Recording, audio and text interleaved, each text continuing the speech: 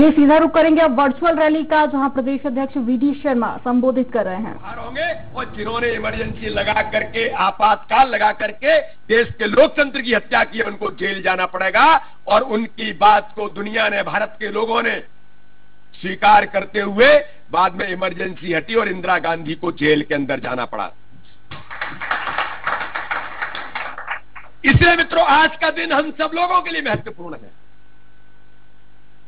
मित्रों, आज मैं मुंगावली विधानसभा के सब कार्यकर्ताओं से, सारे नौजवान साथियों से और जितने लोग आज रैली में जुड़े उनसे अनुरोध करना चाहता हूं कि 2003 का वो कार्यकाल, दिग्विजय सिंह जो मिस्टर बंटाधार मध्य प्रदेश के मुख्यमंत्री थे, जिन्होंने सड़क, बिजली, पानी से लेकर के पूरी दुरावस्था मध्य प्रदेश की कर दी थी और जिसके कारण से मध्य प्रदेश के अंदर हाहाकार मच गया था। बिजली, पानी की इतनी बड़ी समस्याएं खड़ी हो गई थी, किसान से लेकर आम लोग जिस बात को लेकर के प्रताड़ित और पीड़ित थे, मध्य प्रदेश के अंदर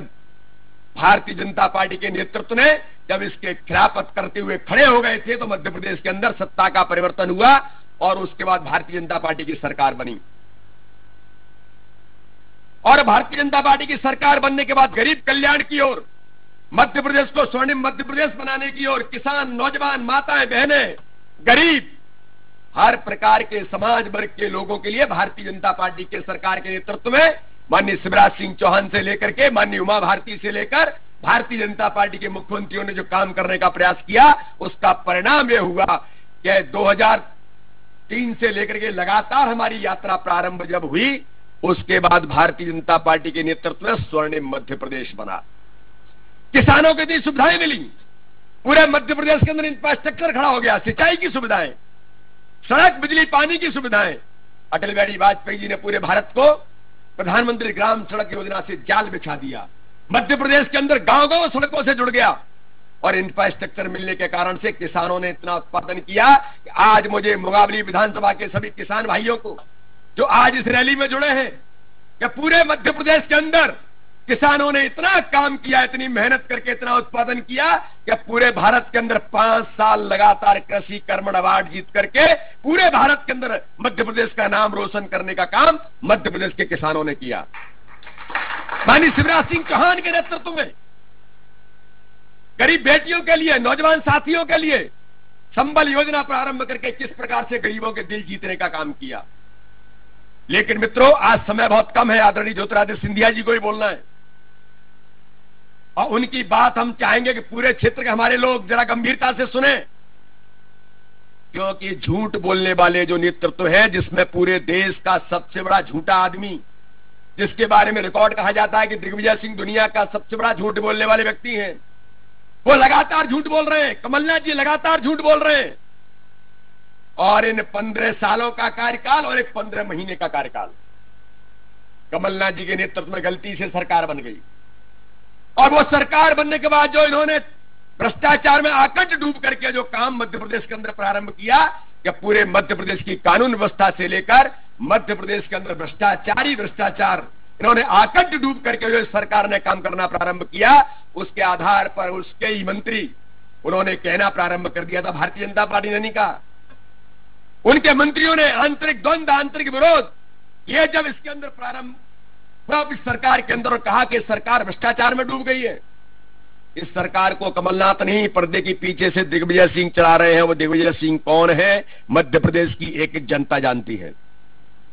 ये वही दिग्विजय सिंह है जिन्होंने 2003 से पहले इस मध्य प्रदेश को बंटाढार कर दिया था, इस मध्य प्रदेश को भ्रष्टाचार में आकंठ डुबा दिया था। कानून व्यवस्था ऐसी थी कि पूरे मध्य प्रदेश के अंदर उस समय डकैतों के राज का बोलबाला था। लेकिन आज मुझे बताने में गर्व है, मैं भी चंबल क्षेत्र का रहने वाला हूं, हम सब लोग जानते हैं किस प्रकार से डकैतों का राज था। लेकिन शिवराज सिंह चौहान की सरकार बनने के बाद चाहे चंबल हो, चाहे चित्रकूट हो, चाहे श्योपुर से लेकर के वो जंगल हो जहां पर डकैतों का राज हुआ करता था, लेकिन भारतीय जनता पार्टी की सरकार में डकैतों को समाप्त करके जहां पर आतंक का साया था, वह विकास की गंगा बहने का काम भारतीय जनता पार्टी के कार्यकाल में चंबल क्षेत्र के अंदर प्रारंभ हुआ था। और आज मैं आप सब लोगों को बताना चाहता हूं क्या उसी चंबल क्षेत्र के अंदर आदरणीय ज्योतिरादित्य सिंधिया जी, शिवराज सिंह चौहान जी, नरेंद्र सिंह तोमर जी, हमारे सभी नेतृत्व के कारण से आज चंबल एक्सप्रेस वे के माध्यम से नितिन गडकरी जी ने पूरी योजना बना करके जंगल के विकास की परिक्रमा कैसे बनेगी और उद्योग धंधों से लेकर के चंबल क्षेत्र के नौजवानों को अवसर कैसे मिलेंगे, उसकी एक पटकथा लिख करके पूरे चंबल क्षेत्र के अंदर चंबल एक्सप्रेस वे का काम प्रारंभ करने का प्रयास कल ही माननीय शिवराज सिंह चौहान ने इसको लेकर के नितिन गडकरी के साथ प्रारंभ कर दिया है। हम उस दिशा में आगे बढ़ रहे हैं, लेकिन इनके 15 महीने के कार्यकाल में क्या स्थितियां हमारे मध्य प्रदेश की बनी मित्रों, इसको लेकर के आदरणीय ज्योतिरादित्य सिंधिया जी ने जब पूरी मध्य प्रदेश की दुरावस्था को देखा, किसानों की स्थिति को देखा, किसानों से छल कपट किया गया, नौजवानों से छल कपट किया, हर प्रकार से जो परिस्थितियां बनी, उन सारी परिस्थितियों में आदरणीय ज्योतिरादित्य सिंधिया जी ने जिन सारी परिस्थितियों को देख करके कहा था, और हमारे उस समय के कैबिनेट के एक मंत्री ने कैबिनेट के अंदर कहा था कि इन परिस्थितियों में कमलनाथ जी ये प्रदेश नहीं चल सकता। उन्होंने कहा था कमलनाथ जी ऐसे नहीं चलेगा मध्य प्रदेश, जिस प्रकार से दुरावस्था हो रही है, और इस सरकार को पर्दे के पीछे से मिस्टर बंटाढार चला रहे हैं, कैसे पैसा चला जा रहा है, कैसे भ्रष्टाचार हो रहा है। एक मंत्री ने तो यहां तक कह दिया था ये पैसा जो रेत और शराब का पैसा उत्खनन अवैध तौर पर पूरा जो हो रहा है वो ऊपर तक जा रहा है वल्लभ भवन के अंदर, और वल्लभ भवन के ऊपर कौन बैठता है ये हम सब लोग जानते हैं। उस समय के मुख्यमंत्री कमलनाथ वल्लभ भवन में ऊपर बैठते थे, वो तो कहीं निकलते भी नहीं थे। तो जिस प्रकार से सरकार की दुरावस्था इन 15 महीनों के कार्यकाल और 15 साल के माननीय शिवराज सिंह चौहान के उस समय के विकास की जो गाथा है, और इन 15 महीनों में दुरावस्था मध्य प्रदेश की हुई है, इन सारे मुद्दों पर एक चुनाव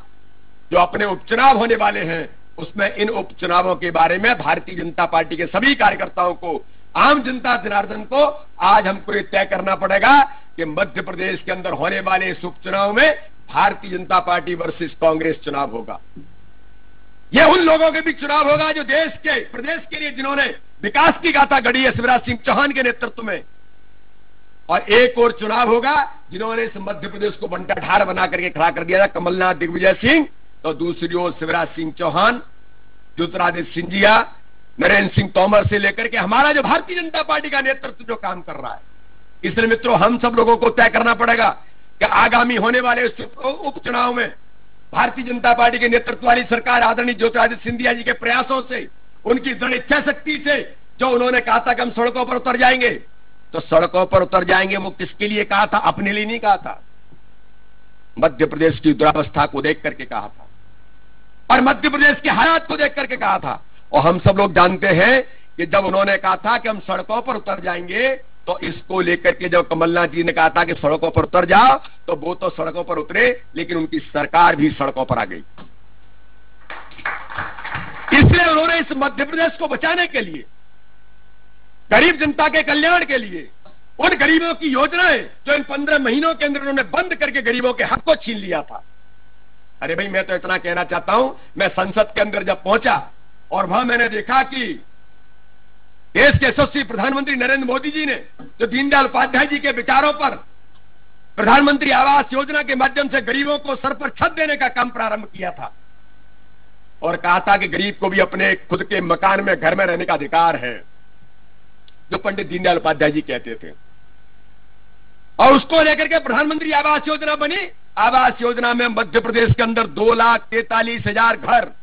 सरकार ने भेज दिए, पैसा भेज दिया, 25% मैचिंग ग्रांट मिलती है। लेकिन मित्रों, 25% मैचिंग ग्रांट कमलनाथ जी ने कह दिया कि हमारे पास नहीं है, और 2,43,000 घर वापस कर दिए। आईफा अवार्ड करने के लिए पैसा था, 700 करोड़ रुपए का प्रावधान कर रहे थे। आईफा अवार्ड के लिए पैसा था, उसके लिए आपकी तैयारी थी, लेकिन गरीब